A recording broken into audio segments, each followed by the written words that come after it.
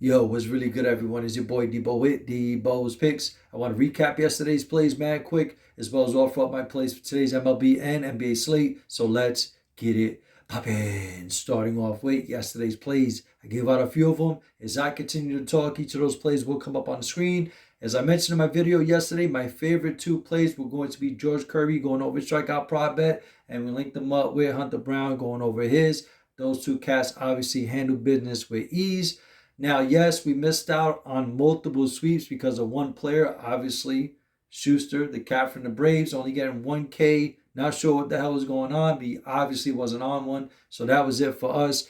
Now, I did put out a second video last night for some added plays for the MLB, but for whatever reason, I'm searching it. It's there on my channel, but when I'm searching it, it's not coming up in the search. So I don't think anybody saw it because it got 0 views. It was open to the public, so I'm not sure what the hell happened.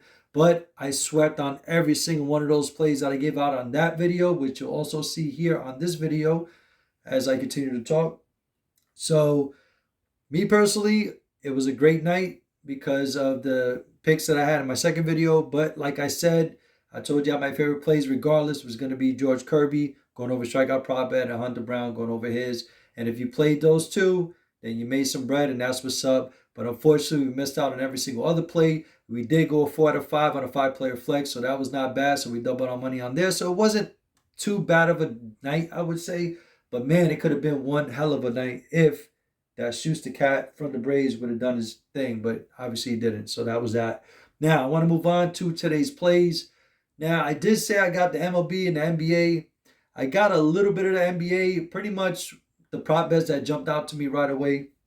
So on the MLB side, my two favorite plays are obviously going to be Joe Musgrove and Jesus Luzardo going over their strikeout prop bets, and it's an early game. And you'll see that I included them on 2 6-player flexes with Joker's free box, and got some NBA plays in there with Jimmy Butler going over his assist on 1 6-player flex. And then on the other one, I got him going over his rebounds and assists. Now, how am I coming up with these numbers?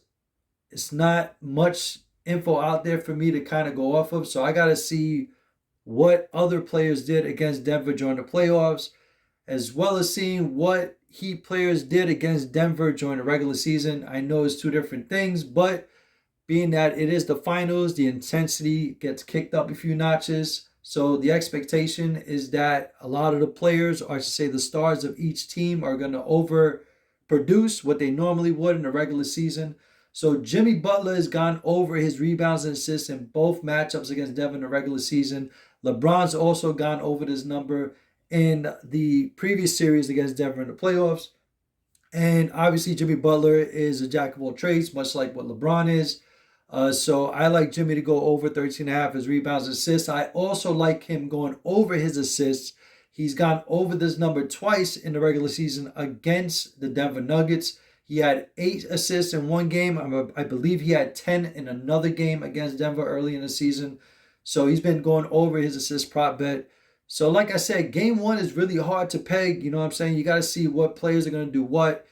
Because it pretty much becomes a trend after that, game 2, game 3, game 4, and with certain players. So game 1 is really hard to peg. So you kind of got to dig deep, see what players did against the previous teams in matchups like Lakers and Denver. And then you got to look at what the Celtics, what players on Celtics that had good games against the Heat, and then look at the regular season numbers as well. So it's a little tricky, but this is what I'm rocking with for now. So till then, best of luck. I'll see you on the next one. Peace.